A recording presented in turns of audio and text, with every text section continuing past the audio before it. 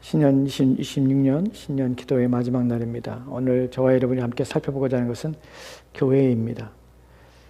마지막 날 이 말씀을 살펴보는 이유는 교회가 무엇인가, 우리는 어떠한 교회가 되어야 하는가 하는 부분을 함께 고민하고 또 말씀을 통하여 그러한 교회로 세워가기 위해서 오늘 말씀 함께 살펴보려 합니다.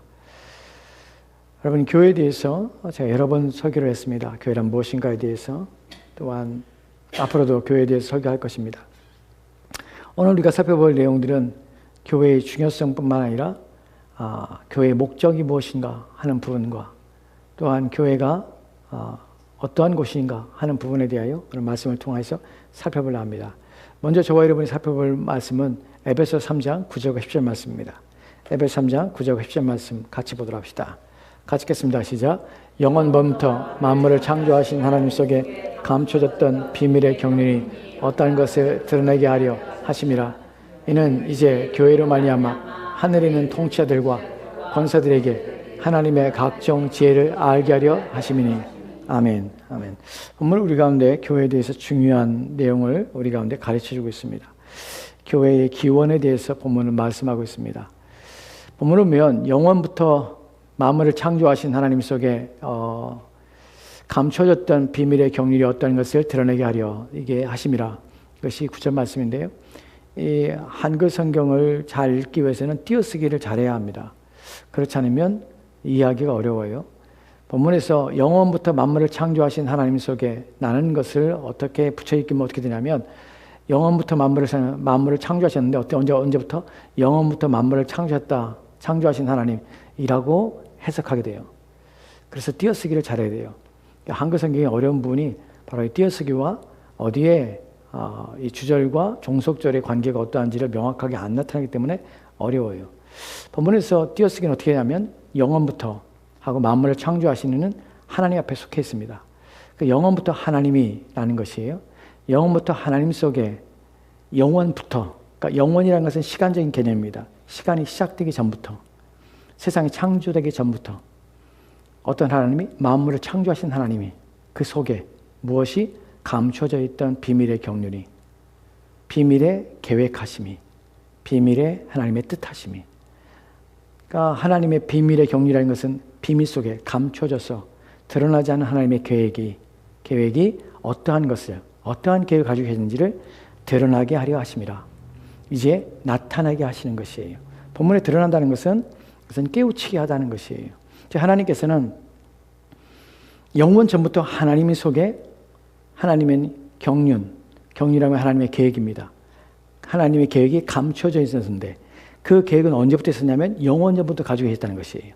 세상이 창조된 후에가 아니라 세상이 창조되기 전에 하나님 속에는, 영원 전부터 하나님의 속에는 하나님의 계획하심이 있었다는 것이에요.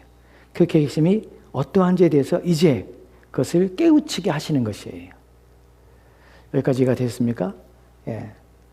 그것이 무엇이냐? 그 다음에 나온 내용이, 이는 이제 교회로 말미암아 하늘에 있는 통제들과, 이는 이제 지금 어떤 일이 교회를 통하여서, 교회가 보여준 어떤 것을 통하여서, 교회가 나타내는 어떤 것을 통하여서 무엇을? 하늘에 있는 통치자들과 권세들에게 하나님의 각종 지혜를 알게 하려 하심이라. 하나님의 각종 지혜를 알게 하심이라. 하나님의 각종 지혜, 다양한 지혜, 여러 가지 우리가 하나님께서 감춰져 있던 하나님의 계획이 각종 지혜 속에서 그 계획이 세워졌는데 그것들이 이제 나타나고 알려지게 되는데 언제부터? 어디를 통하여서? 교회를 통하여 나타나기를 원하셨다라는 것이에요. 그래서 이거 누구한테 나타나냐면 통치자들과 권세들, 하늘에 있는 통치자 권세들입니다. 이것은 누구를 말하냐면 광명한 천사들을 말해요. 광명한 천사들이라는 것은 어떤 의미냐면 타락하지 않은 천사들입니다. 즉 타락하지 않고 하나님의 수종을 들고 있는, 또한 동시에 우리의 구원을 위해서 우리의 수종을 들고 있는 천사들에게 하나님께서는 알려지기 원했던 것이에요. 무엇을? 하나님의 영원 전부터 하나님 속에 있던 하나님의 감춰졌던 계획을 알려지기 원했는데 어떻게 알려지냐면 교회를 통하여 알려지는 것이에요. 여기서 교회를 통하여 알려지기로 했다는 것을 생각해 봅시다. 그러면 교회를 통하여 하나님의 지혜를, 각종 지혜를 하나님께서 알려지길 원하셨어요. 그것을 드러나고 그것을 깨우치게 하시기 원하셨어요. 근데 이것이 언제부터 하냐면 영원전부터 하나님이 계획하신 것이에요.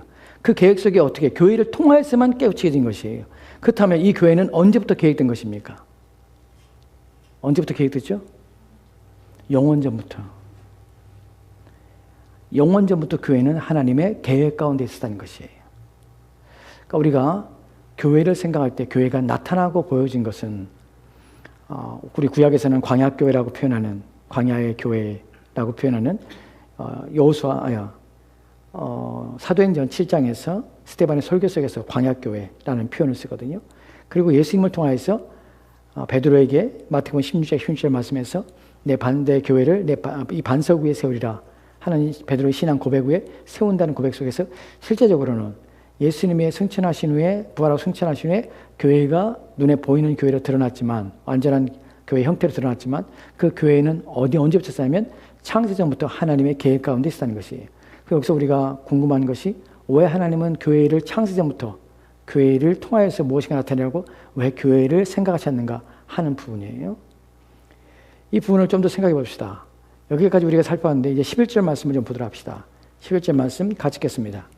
같이 읽읍시다. 시작. 곧 영원부터 우리 주 그리스도 안에 예수 안에서 예정하신 대로 하신 것이라. 아멘. 그래서 곧 영원부터 우리 주 그리스도 예수 안에서 예정하신 뜻대로 하신 것이라. 즉 이것 또한 영원 전부터 예수 그리스도 안에서 뜻하신 대로 이것을 계획하셨고 이루셨다는 사실이에요. 그러니까 이것은 모두가 다 영원 전부터 하나님의 계획 가운데 있었다는 사실이에요. 여러분 교회는 사람에 의해서 사람들이 모여서 세운 곳이 아닐 뿐만 아니라 사람이 고안해낸 모임이나 또한 고안해낸 방식이 아닙니다. 그리스도까지 그를 통하여서 그리스도 안에서 예정되었던 것이고 그리스도 안에서 언제 창세전에 그리스도 안에서 교회를 통하여서 하나님의 뜻을 나타내시기로 하셨다는 사실을 우리는 성경을 통하여 알게 되는 것이 그럼 왜 그런가 하는 부분이에요. 이제 우리가 살펴볼 부분은 왜 그런가 하는 부분과 더불어서 교회의 기능과 역할에 대해서 좀 더 생각해 보도록 합시다. 우리가 다시 생각할 것은 어디로 돌아가냐면 에베소 1장 19절 말씀으로 돌아갑니다. 에베소 1장 19절 말씀 같이 돌아갑시다. 같이 읽겠습니다. 시작. 그의 힘의 위력으로 역사하심을 따라 믿는 우리에게 베푸신 능력의 지극히 크심이 어떠한 것을 너희로 알게 하시기를 구하노라. 아멘. 아멘. 본문은 우리가 첫째 날 살펴봤던 본문입니다. 첫째 날 에베소 1장 19절 말씀을 통하여서 우리는 하나님의 능력에 대해서 아는 한 해가 되기를 원합니다. 라는 제목을 가지고 제가 말씀을 전했습니다. 여기서 그의 힘의 위력으로 하나님의 힘의 능력으로 힘의 큰 힘으로 큰 세력, 큰 힘과 큰 세력으로 역사하심을 따라 믿는 우리에게 베푸신 능력의 지극히 크심이 우리에게 베푸신 능력의 지극히 크심이 우리를 향하여 하나님 베푸시는 그 능력이 얼마나 크신지 지극히 아주 큰 힘이심을 너희로 알게 하시기를 구하노라. 이것은 없는 것을 지금 주라고 너희가 구하라고 하는 것이 아니라 이미 너희 가운데 있는데 그것을 너희가 누리지 못하고 그것을 알지 못해서 그 힘이 얼마나 큰지에 대해서 인식하지 못하고 있는 차원에 대해서 그래서 본문이 그런 의미로 바울이 기도하고 있다는 사실을 여러분에 말씀드렸습니다. 에베소 교회는 그런 교회였습니다. 바울이 기도할 만큼 또한 이 기도는 바울이 에베소 교회만 아니라 모든 기도 또한 우리가 기도하는 것입니다. 하나님의 능력이 크심이 내게 보이시고 알려주십시오.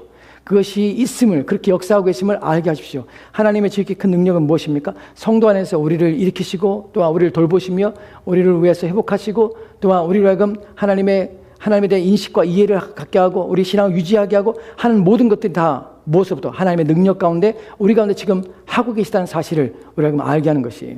에베소 교회는 사실은 그런 부분에 그런 일에서 연약한 또한 어려움을 겪는 교회였습니다. 에베소 3장에 보면 3장 13절 말씀에 이렇게 기록되었습니다. 같이 돌아갑시다. 시작. 그러므로 너희에게 구하노니 너희를 위한 나의 여러 환난에 대하여 낙심하지 말라. 이는 너희의 영광이니라. 아멘. 나의 여러 가지 환난에 인하여서 낙심하지 말라. 지금 에베소 교회는 뭐하고 있습니까? 낙심하고 있어요. 근데 하나님의 능력이 너희 가운데 있고 하나님의 능력이 너희를 지키고 있다는 사실을 잊지 말고 기억하라. 그래서 힘을 내라. 낙심하지 말라 하는 것이에요. 바울이 옥에 갇힘을 넘어서 낙심하고 있는 것이에요. 또한 16절 말씀은 이렇게 되었습니다. 3장 16절 말씀입니다. 같이 들어갑시다. 같이 읽겠습니다. 시작. 그의 영광의 풍성함을 따라 그의 성령으로 말미암아 너희 속사람을 능력으로 강건하게 하시오며 아멘.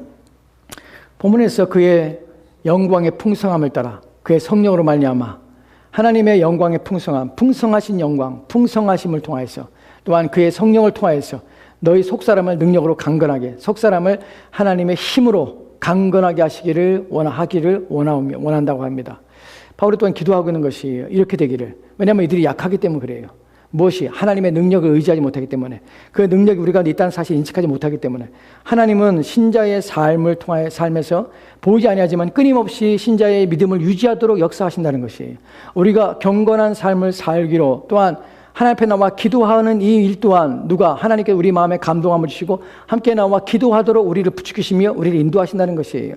우리가 끊임없이 하나님을 생각하게 하고 하나님을 바라보게 하는 일 누가 하냐면 성령이 우리 가운데 역사하기 때문에 그래요. 근데 그것이 강렬한 사람들은, 성령의 충만함으로 그 힘이 역사가 강력한 사람들은 날마다 더욱더 하나님 앞에서 자신의 삶을 내어놓고 하나님을 위하여 살고자 하는 열정을 갖는 것이에요.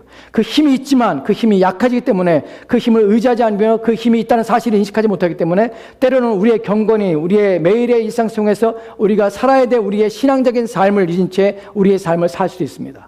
매일매일 일상에 벌어지는 일들에 매여서 우리의 삶을 그 가운데서 인생을 살면서 세상 사람과 전혀 다르지 않는 삶의 방식과 마음의 자세와 태도로 인생을 살 수도 있습니다. 무엇 때문에?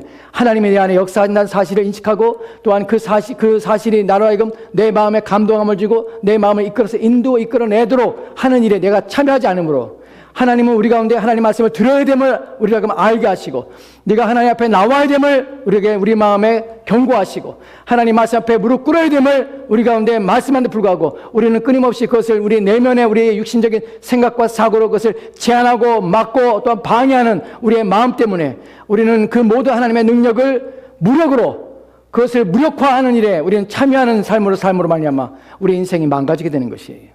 그렇지 말라는 것이에요. 왜냐하면 성령은 너희 안에 역사하고 있다는 것이, 참된 신자 안에서는 성령은 항상 역사합니다. 근데 성령을 소멸할 수 있습니다. 불처럼 꺼져가게 할 수 있어요. 무엇에? 내가 그 성령에 대하여 나의 영혼을 지키는 일에 온 힘을 기울이지 아니할 때, 내가 내 영혼을 위해 수고하지 아니할 때, 육신을 위해서는 끊임없이 수고하면서 내 영혼을 위해서는 애쓰지 않는 나의 삶 때문에 내 안에 성령께서 힘을 잃어갈 수 있습니다.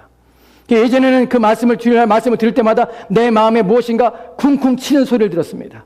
들을 때마다 내가 이렇게 살면 안 되지라는 마음이 들었습니다. 근데 그 삶의 그 소리에 내가 민감하게 반응하지 않고 그 소리에 내가 무릎 꿇지 않게 되면 어느 순간 그 치는 소리는 점점 작아지게 되고 어느 순간 아무것도 안 들리는 상태가 되어버리는 것이, 성령이 우리 가운데 말씀하는 것을 우리가 귀담아 듣지 않은 이 일을 반복할수록 성령이 우리 가운데 역사하는 그 힘은 점점 줄어들게 됩니다.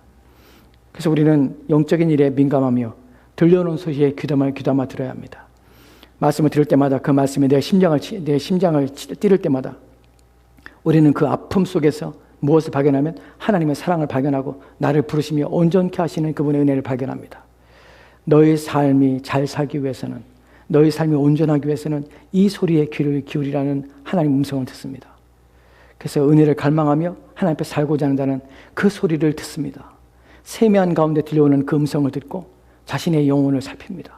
하나님 앞에 어떻게 할꼬, 내 영혼을 어찌할꼬 하며 고민합니다. 그리고 자기가 살고자 하는 육신적인 삶의 길에서 돌이켜 하나님을 위하여 사는 삶으로 나오게 되는 것이에요. 이것이 하나님께서 우리 가운데 주시는 위력과 역사하시는 하나님의 능력입니다. 그 능력이 올 한해 여러분 안에 가득하기를 원합니다. 그 부르심과 그 하나님의 그 감동하심과 하나님께 여러분의 영혼을 만져주심이 여러분의 삶에 충만하게 원합니다. 매 순간 그것이 여러분에게 있어지기를 갈망합니다. 이것이 하나님의 능력입니다. 이것이 바울이 지금 기도하고 있는 내용이에요.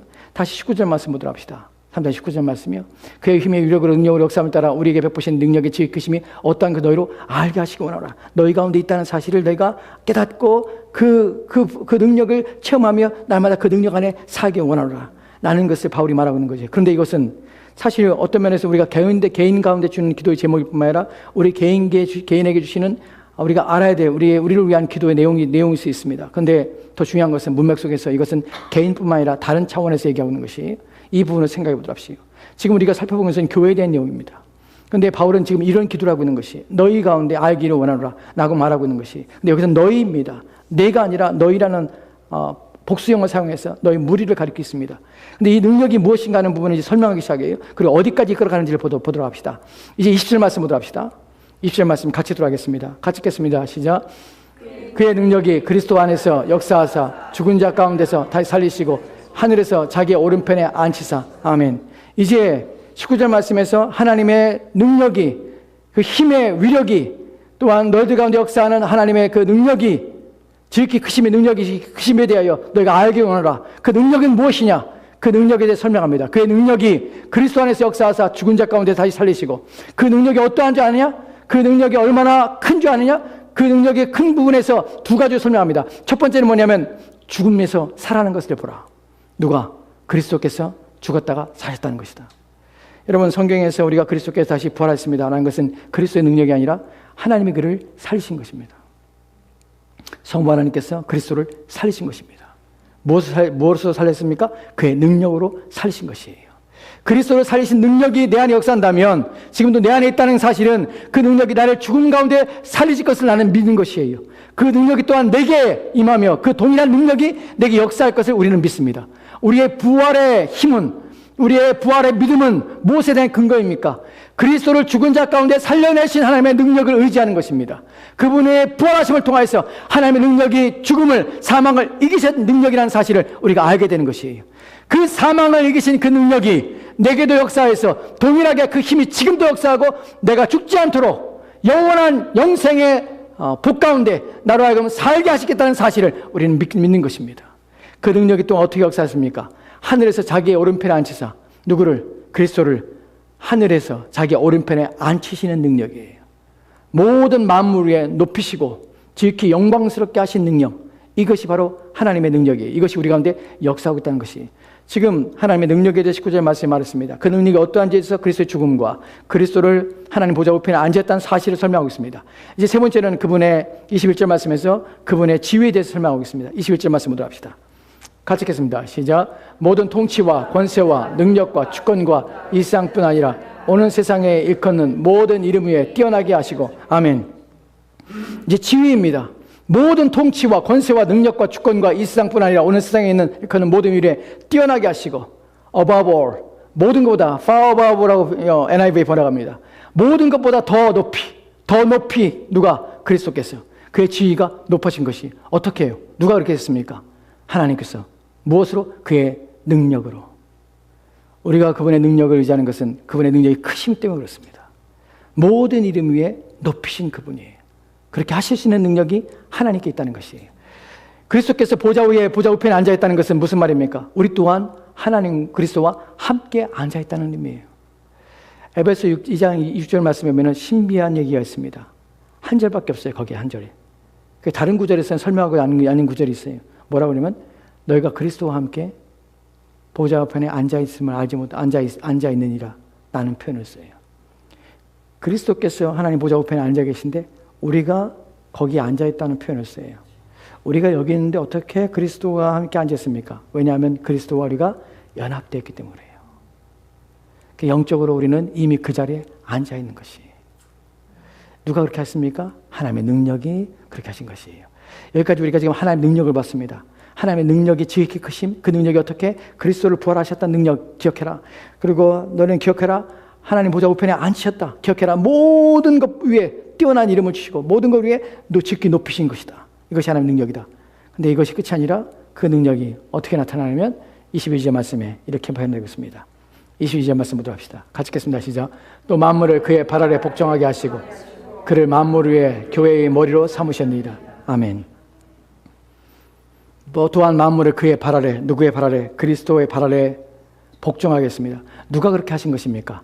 성부 하나님의 능력이 만물을 우리 주 예수 그리스도의 발 아래 복종하게 하신 것이에요. 그의 능력이. 그렇게 하신 것이 끝이 아니라 그 능력이 어떻게 했습니까? 그를 만물 위에 교회의 머리로 삼으셨느니라. 하나님의 능력이 그리스도를 교회의 머리로 세우신 것입니다. 우리가 이미 살펴봤듯이 창세전에 영원 전부터 하나님께서는 교회를 생각했습니다. 교회를 통하여 감추어진 자신의 계획들을 나타나게 원하셨습니다. 그 교회가 이제 그의 능력이며 그 교회를 나타내신 이유가 무엇이냐면 하나님의 뜻을 드러내기 위한 것이에요.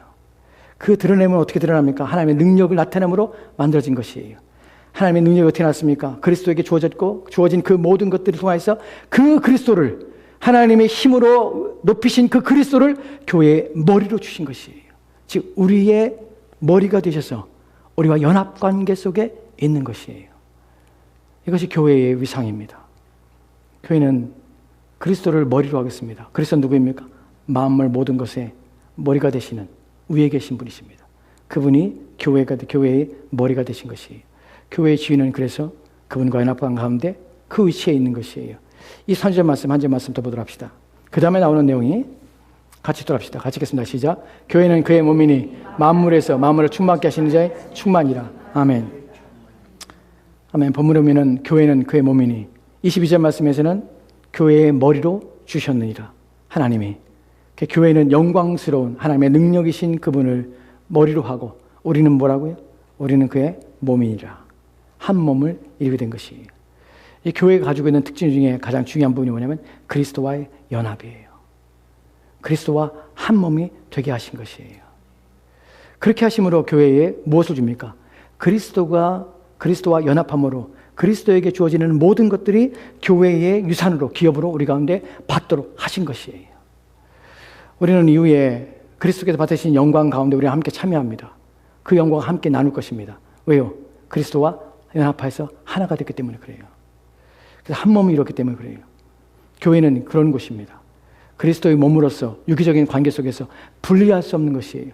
그리스도와 몸이 됐다는 것은 그리스도와 분리되었었으며 또한 그리스도를 통하여서 교회는 그의 주시는 모든 힘과 능력을 공급받는 자리에 있는 것이에요. 왜 그리스도를 교회로 머리 주었습니까? 머리라는 역할이 무엇입니까? 머리는 모든 몸을 통솔할 뿐만 아니라 모든 몸의 기능들을 제한할 뿐만 아니라 기능들을 유지시키고 그 기능대로 활성화시키는 일들을 합니다. 또 머리는 무엇을 합니까? 모든 에너지를 다 공급해 줍니다. 여러분, 머리에 있는 신경이 온 몸 구석구석까지 다 미칩니다. 머리에서 내려오는 모든 중추신경이 온 몸을 다 지배하며 온 몸에 다 영향을 행사합니다.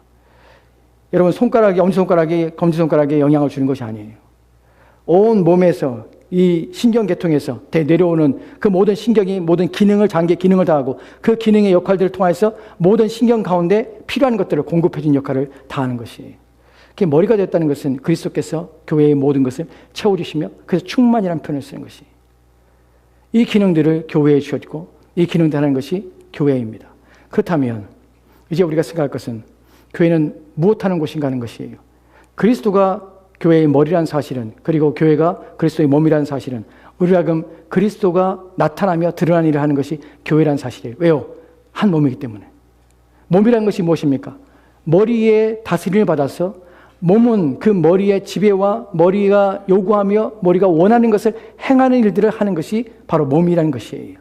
그렇기 때문에 교회는 어떤 곳입니까? 그리스도가 나타나며 그리스도가 드러나는 곳입니다. 그리스도가 표현되며 그리스도의 뜻이 이루어지는 것이 교회라는 사실입니다. 우리가 왜 하나님께서 교회를 통하여 하셨을까? 교회는 무엇입니까? 그리스도와 연합을 통하여서 하나님의 어떠한 일을 계획하신지를 드러내는 것입니다. 감춰졌던, 영원히부터 감춰졌던 하나님의 속에 있었던 것이 교회를 통하여 나타나고 드러나는 것이에요. 무엇이 드러납니까? 교회를 통하여서 인간들에게 보여주는 여러 가지가 있는데 그 중에 하나가 무엇이냐면 첫 번째는 인간이 누구인지를 교회를 통하여만 이해하게 됩니다. 인간을 이해한다는 것이 무슨 말입니까? 인간들이 자신들이 스스로 부패하였으며 타락한 존재라는 사실을 인식하지 못합니다. 근데 어디를 통하여만 합니까? 교회를 통하여 인간들은 자신이 어떤 존재인지를 이제야 인식하게 되는 것이에요. 왜요? 교회를 통하여서 인간은 하나님과 원수됐다는 사실을 교회를 통하여만 확인하게 됩니다. 교회를 통하여 그들은 복음을 듣고 교회를 통하여 그들은 깨닫고 그래 자신들이 어떠한 상태에 있고 누구와 원수되었으며 그 자리에서 자신들이 어떠한 상태에 놓여 있음을 하나님의 진노 가운데 있다는 사실을 인식하게 되는 것이에요. 교회는 사람들 죽은 자를 불러내며 죽은 자들에게 자신이 죽어 있음을 인식하게 하며 깨우치는 것입니다. 그래서 그리스도의 몸으로 불러내는 것이에요. 이 자신에 대해서 인식한 사람들은 자신의 죄인임을 고백하는 것입니다. 두 번째로 교회의 기능 중에 하나가 무엇이냐면 그리스도를 나타내고 드러남을 담아서 그들 가운데 그리스도 없는 삶이 하나님의 진노와 심판을 불러일으킨다는 사실을 알고 또한 그들로 하여금 죄가 무엇인지를 인식하게 하는 것이 교회가 하는 기능 중에 중요한 기능 중에 하나입니다. 죄를 깨닫게 하는 것이에요. 죄는 무엇입니까? 하나님과 원수가 되는 것이에요. 하나님이 미워하시는 것이에요. 사람들이 인식하는 죄에 대한 기능은 무엇입니까? 죄는 윤리와 도덕적인 차원에서 세상의 법을 지키고 지키지 않음에 대해서 죄에 대한 정죄의 기능과 죄에 대한 인식이 있습니다. 그러나 교회는 그렇지 않습니다. 그것만이 죄가 아니라 가장 중요한 죄인 당신이 하나님과 화목하지 아니하면 화해하지 않으면 아무런 소망이 없다는 사실을 인식하게 하는 것이 그것이 교회는 죄에 대한 깨달음을 주는 것입니다. 세 번째로는 그래서 무엇을 합니까? 사람들 하여금 교회로 나오게 하는 것이에요. 왜요? 그들에게 유일한 대안처가, 유일한 대안이 자신의 생명을 위하여 자신의 영혼을 위한 유일한 대안은 오직 예수 그리스도밖에 없다는 사실을 인식하게 하는 것이에요. 그래서 그를 불러내는 것입니다. 그래서 그리스도 예수를 소개하며 그리스도 예수를 전하는 것입니다. 그리스도 예수를 만나게 하는 역할을 교회가 하는 것입니다. 네 번째로는 이 부른 자들이 하나님의 사람으로 살게 하는 것입니다. 교회 역할은 하나님 앞에 나와서 중생을 통하여서 거듭난 사람들을 이제 그리스도인 되게 함으로 말미암아서 그들로 하여금 이제 하나님의 자녀로서 가족으로서 인생을 살게 하는 것이에요. 교회는 무엇하는 곳입니까? 하나님의 자녀들이 사는 곳입니다. 교회를 왜 창세전에 예정하셨을까? 왜 그리스도 안에서 예정하셨을까? 왜 각각 개인이 구원받고 그 구원받음으로 만족해서 끝까지 자기의 신앙을 지키다가 그러다가 하나님이 주님 오시는 그날에 각 개인이 구원받지 않고 왜 교회란 존재를 통해서 교회란 조직을 통해서 왜 하나님은 자신의 택하신 자들을 불러 모아서 공동체를 만졌을까? 여기에는 몇 가지가 있습니다. 그 중에 중요한 하나는 그리스도를 통하여서 공급받고 그들이 그리스도를 통하여서 자라나기 위함입니다. 에베소 4장에 보면은 그리스도를 몸으로 해서 그리스도를 통하여서 공급해 주는 것을 받음하면서 그들이 그리스도의 장성한 분량까지 이르도록 그들을 훈련하며 양육하는 것이 교회라는 사실을 우리가 알게 합니다. 또한 무엇을 합니까? 이 공동체를 통해서 하나님께서는 이 땅에 자신이 새로운 인류를 만들며 새로운 세상을 만들고 새 창조의 역사를 하고 있다는 사실을 알기 위함입니다. 이 부분이 얼마나 중요한지 모릅니다. 여러분, 왜 우리는 거듭남 중생이라는 표현을 성경에 쓰는지를 생각해 봐야 합니다. 중생이란 말이 무엇입니까? 다시 살아난다는 것이에요. 다시 산다는 것이 무엇입니까? 새 사람이 되었다는 것이에요. 그럼 예전의 사람은 죽은 것이에요. 그리고 나는 새로운 사람이 된 것이에요. 거듭남이라는 것은 다시 태어나는 것이에요. 왜 그런 표현을 씁니까? 왜냐하면 모든 인간은 누구의 후손입니까? 아담의 후손인 것이에요. 이 아담의 후손에서 벗어난 사람은 아무도 없는 것이에요. 그런데 예수 그리스도가 오심을 남아서 아담의 후손이 아니라 새로운 인류가 생겨난 것이에요. 누굴 통하여서? 예수 그리스도 통하여서. 왜 고린도전서 15장에서 예수님을 마지막 아담이라고 표현합니까? 왜 아담이라는 표현을 씁니까? 왜냐하면 아담은 인류의 시초입니다. 그런데 아담의 시초가 아니라 아담의 후손이 아니라 이제 그리스도를 통해서 새로운 인류를 만들고 그 새로운 인류를 통해서 하나님께서는 새로운 세상을 만들고 새 창조를 하시는 것이에요. 새 창조가 어디로부터 합니까? 교회를 통하여 드러나고 나타나게 되는 것이에요. 여러분은 하나님을 통해서 새로운 창조 가운데 부름받은 사람이라는 사실입니다. 교회는 새 창조를 통해서 세상을 바꾸는 그런 역할을 하는 것이에요. 새로운 사람들, 거듭나서 중생에서 거듭나서 이제 아담의 후손이 아니라 그리스도가 우리의 조상이 되어서 첫 열매로서 우리의 첫 부활의 첫 열매가 되심으로 모든 그를 통하여서 믿는 자들은 동일하게 그 부활을 이 땅에 사는 동안에 우리가 믿음을 남아서 첫 번째 부활에 참여한 자로서 우리의 삶을 살아내고 그 가운데 부름받아서 하나님의 자녀로 새 인류로서 이 땅을 살아내게 되는 것이에요. 그런 사람들이 모인 것이 바로 교회입니다. 왜 세상에 부패한 세상에 타락한 세상에 유일한 대안일까요? 왜냐하면 교회 안에밖에 인류는 소망이 없습니다. 하나님께서는 세상이 망하는 것을 그냥 버려두지 아니하시고 그 세상을 새롭게 하시기 원하셨습니다. 그런데 그 새롭게 하심은 우리가 이 땅에 주님 오시는 그날에 새 하늘과 새 땅을 통해서 이 만물이 바뀔 것을 우리가 압니다. 그런데 그때만이 아니라 그리스도를 통해서 새로운 일을 시작해서 새 창조는 지금도 시작되고 있고 지금도 진행 가운데 있다는 것이에요. 뭘 통해서? 교회를 통해서. 저와 여러분은 새 인류입니다. 그리스도 안에서 부름받은 이제 아담의 후손이 아니라 그리스도의 후손으로서 우리는 그리스도의 자녀가 되어서 새로운 인류로서 우리의 인생을 살아가는 것입니다. 새 인류는 새로운 방식으로 인생을 삽니다. 새 인류는 그리스도가 조상이기 때문에 조상이신 우리의 시초이신 그리스도를 닮아서 우리의 인생을 살아냅니다. 우리가 옛사람 아담은 타락하고 부패한 아담의 본성을 따라서 그에 걸맞는 또한 그의 본성에 합당하게 본성을 쫓아서 그렇게 인생을 살았습니다. 그러나 이제 그리스도 안에서 새롭게 된 우리들은 새 생명 가운데서 이제 새로운 지서 속에서 새로운 그리스도를 통해서 그분을 닮아서 그분을 쫓아서 살게 되는 것이에요. 왜 그리스도를 닮으라 하냐? 왜 그리스도를 옷 입으라 하냐? 왜냐하면 우리는 새 인류이기 때문에 그렇습니다. 그렇기 때문에 우리는 그리스도로 옷 입고 그분을 닮아가는 삶으로 우리 인생을 사는 것이에요. 2020년 한 해 동안에 저와 여러분은 그런 교회를 섬깁니다. 창세전부터 하나님의 계획 속에 있었던 교회. 이것은 사람이 세운 교회가 아닙니다. 그리스도 안에서 예정되었던 교회고 하나님을 나타내며 하나님의 감춰진 계획과 경륜을 드러내기 위한 교회입니다.